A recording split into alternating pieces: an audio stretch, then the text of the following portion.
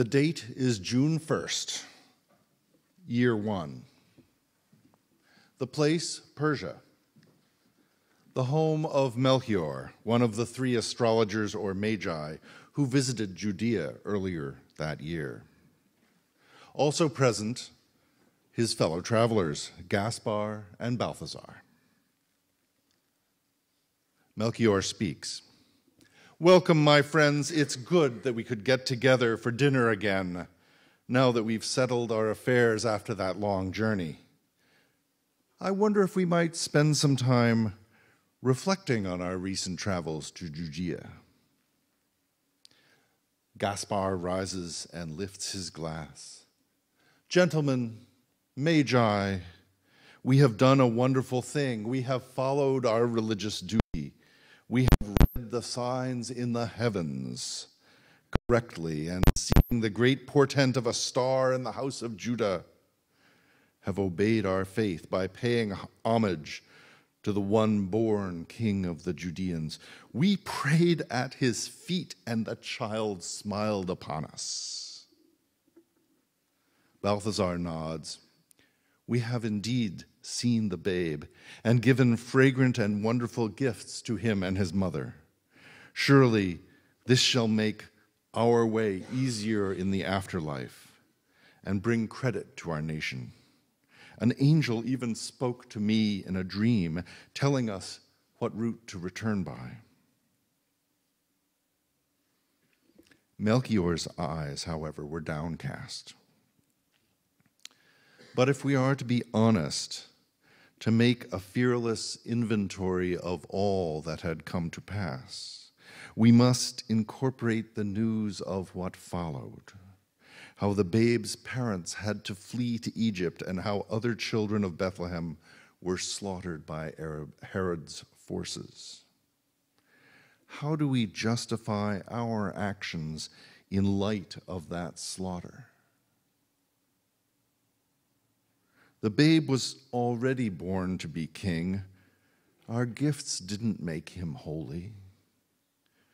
All we did was stir up Herod's anger, which led to the mourning and bitter grieving by the inconsolable women of Bethlehem and the surrounding district." Gaspar added, "And that man at the hotel warned us about Herod's temper, how he had drowned his brother and killed his wife and her mother and 3 of his own sons out of jealousy." "But," said Balthazar, "we saw the star, and so we trusted it and went to the king. Why did our good deeds have such awful consequences? I pray that this never happens again."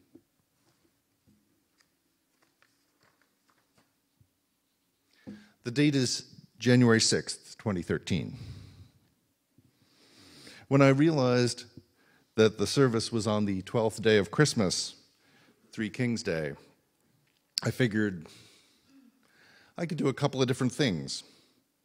For a while, it was going to be the 12 prayers of Christmas, which would really get fairly boring by the time we got to 12 Hail Marys and 11 Our Fathers and everything else.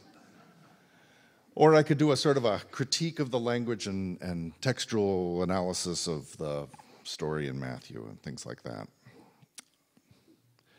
But then I realized that I should read the story closely. It's an awful story. Why do we even bring it up? It's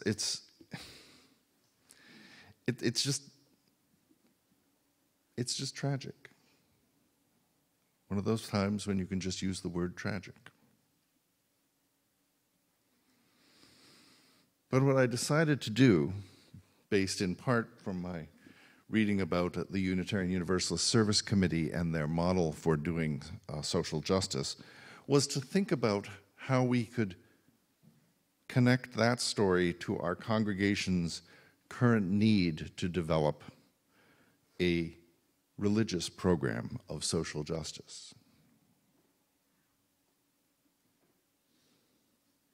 The thing I found was that what sounded like a selfless bit of service to God was actually incredibly self-serving. Those Magi showed off their ability to read the stars, gave away some incense, and then went home. The intention wasn't really service, and the impact ended up being tragic. So I got thinking about the question, what is good service? And the text that I started to use at the beginning with the line, "and service is its prayer," brings up the question, how can social justice work be a prayer? The essence of prayer is mindfulness, intention and mindfulness.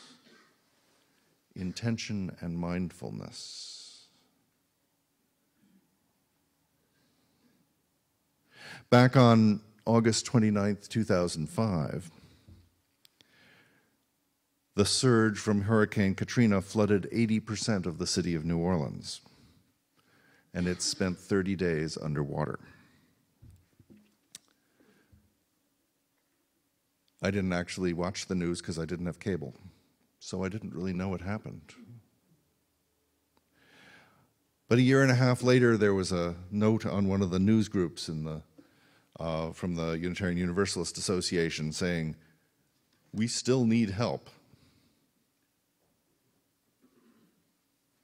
So this called to mind the way I felt when I first went to New Orleans after Katrina, which was, amazingly enough, like January 7th, 2007.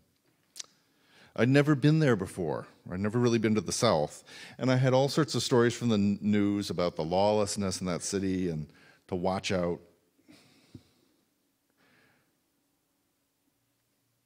But the three New Orleans area congregations, Unitarian Universalist congregations, had banded together to host workers from out of the area. Bring a hammer, they said. Stay in the upstairs classrooms of First Church UU's building, and go out in teams working with other nonprofit groups in rebuilding New Orleans. But also, come and be part of our evening discussion groups, where everyone will reflect on what had been done during the day, and ask hard questions about the impact of their work, why things were the way they were, and what we could and couldn't do anything about it all. One of the houses we worked on ended up being a failure. It had been sort of a rundown house before, not unusual for New Orleans, and the owner had, during the flood, gone around walking through the water and rescuing people, and he managed to cut his feet and gotten various infections, and he was still suffering from those skin infections and the like, and I believe they eventually killed him. He was living in a tiny trailer on his front lawn. He'd had a dog that died in the flood, and a well-meaning organization had given him a puppy to replace it. But it really wasn't needed. They got a nice photo opportunity, though. He needed to be out of there. He needed to go someplace safe where he could be taken care of. But we wanted to feel good about repairing his home. And so he stayed as well-meaning volunteers tried to install plumbing and a roof that didn't leak. I actually was able to go back about a year later. The house was empty and vandalized. We didn't serve the person who was in need. After a few days on that job, we were diverted to another house in Gentilly, which is another neighborhood of New Orleans. Now, we had a plumber with us, which is always a good thing. And this house had bathrooms that had to be finished up and wallboarded and everything else. A shower stall had to be installed before they could get a certificate of occupancy. We finished up the wallboard, taped it, and painted it so that they could move in. The homeowner had been living in another part of New Orleans where gangs were using the streets as a battlefield. The previous night, a man had been shot and killed on the front yard of the house, where she and her young son had been sleeping in the living room sofa. They needed to get away from there now. So we worked into the night. We finished the job in record time, and she moved into the rooms while the paint was still wet. When she hugged us, it was clear we had done well.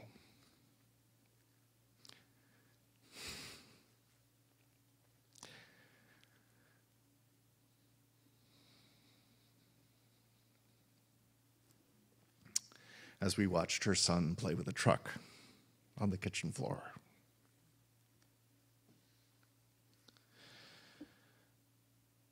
Now, the education theorist and radical Brazilian Paulo Freire calls the process of learning praxis, which is the combination of action and reflection. And then, after you've reflected on what you've done, more action, more reflection. The UU group in New Orleans had adopted the praxis model as their method. In our nightly sharing circles, we talked about what had worked and what had not worked. Where did we aim right? And where did we aim too high or too low? After the reflection, we called to mind the faces of those we had worked with. That was very prayerful. Reverend Peter Morales, who's now president of the Unitarian Universalist Association of Congregations, once preached, "To pursue the impossible dream is a cop-out. If I pursue an impossible dream, I get to look noble without ever having to risk anything. Glorious failure is guaranteed. What takes courage is to pursue a possible dream. A possible dream is doable. It is a reachable star. A possible dream stretches us. It calls for a deep and enduring commitment. A possible dream exposes us to the real risk of failure, the failure to do what we might have done, could have done, and should have done. And so, if we are to do social justice work in this congregation, I believe we need to work on possible dreams. And for it to be a religious pursuit, we need to do it in a prayerful, praxis way.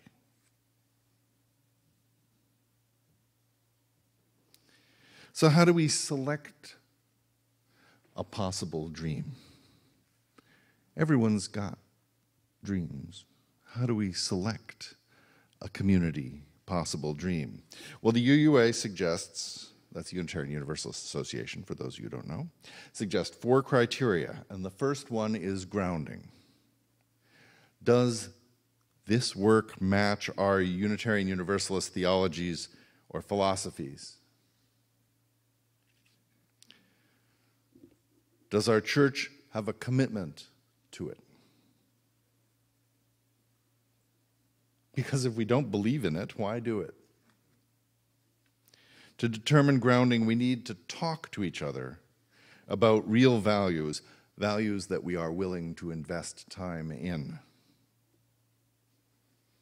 The next criteria they suggest is accountability.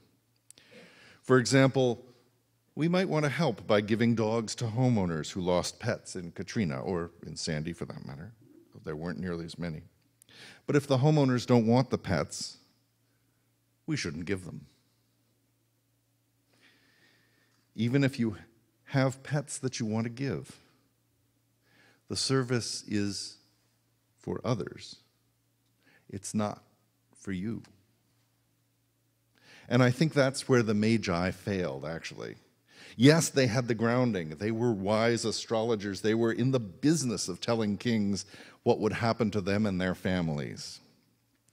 But they didn't do the legwork to be accountable to Joseph. They assumed that their prestige and money was what Joseph, Mary, and Jesus actually needed. They didn't learn to listen to what was actually at the base of their needs. They just paraded into town and declared their desire to worship the new king. And they weren't sensitive to the political realities of Judea at the time. In fact, their very actions made life unsafe for people in Bethlehem, and many died. I'm sorry, this is really serious stuff. But we have to do enough study to be sure that the outcome is what the target group wants. And what did the Judeans want? From what we can tell, they wanted a Messiah. They had prayed for one every night for years. And what did the three kings want? Did they want the Judeans to get a Messiah? Well, no, actually not. It seems more that they just wanted to be part of the party. And they wanted to show off a little bit and then go home. True liberation can only come from within a culture. True liberation can only come from within. Think just a little bit about the Arab Spring and compare it to the liberation of Iraq and Afghanistan. In which cases did liberation come from within? And in which cases did it come from someone helping? Which ones of these have better chances of actually working in the long haul? Getting back to us, if we have grounding in an area and are accountable to a group that needs help, do we fit the task? Do our resources match the needs? Can we make a real difference? Now, it's been suggested that we could house homeless families here in our buildings during the winter. Is that a good fit? We're kind of in the middle of the woods. We don't have any showers or bathtubs, and if the power goes off, the downstairs toilets flush into my office. And we don't even have very much storage space to put beds and things like that. On the other hand, First Unitarian Universalist Church of New Orleans had many schoolrooms in the second floor of their building, which hadn't flooded at all. They had lots of space, and they only had about 80 members left. Everybody else had left town, moved, got new jobs in Texas, whatever. They'd gone. So filling that empty space with volunteer workers was a super good fit. Washington Crossing, the Unitarian Universalist church that I'd been in previously, had another thing. They had lots of folks who knew things about math and science and English and composition and everything else. And in the Trenton area, there are lots of kids that live in hotel rooms, in motels. And there's no place to study if you live in a one-room motel with the rest of your family. So, and actually an organization up there developed a program where once a week the kids would come to Washington Crossing Church and they would tutor them. They had a nice big hall, and form little clusters and tutor kids of all different ages. It's a beautiful fit. They still do it. I think they've done it for years. That's a possible dream.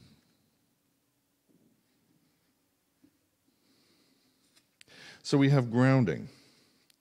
The issue has theological or philosophical reason for us to advocate it. We have accountability.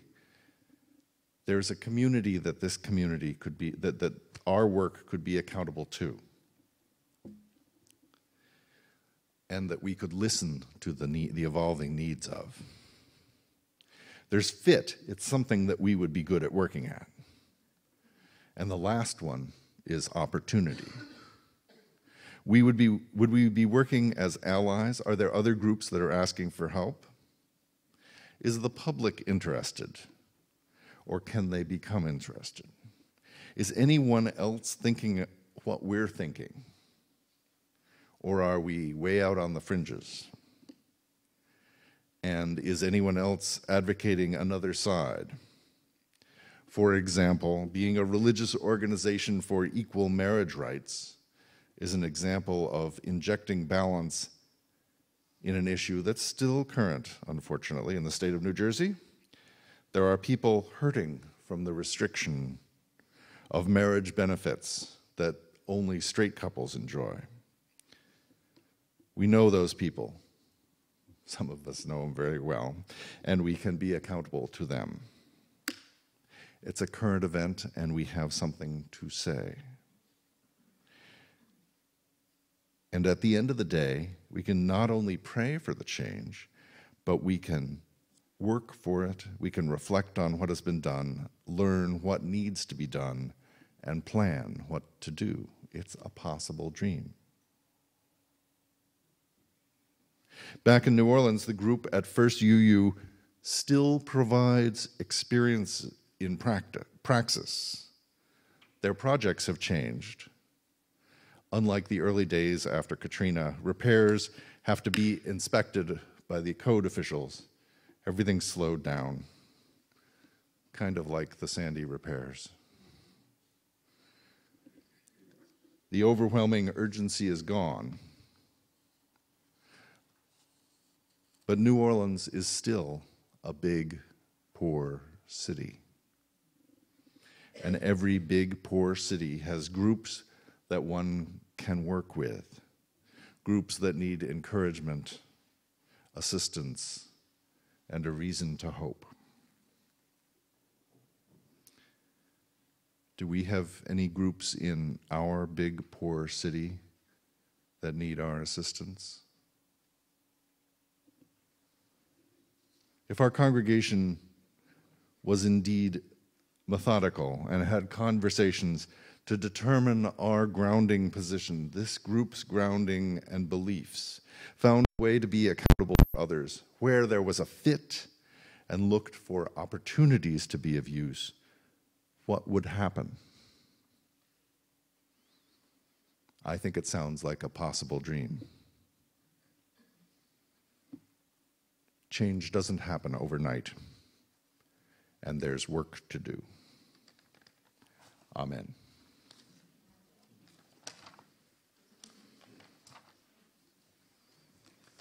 And someplace here.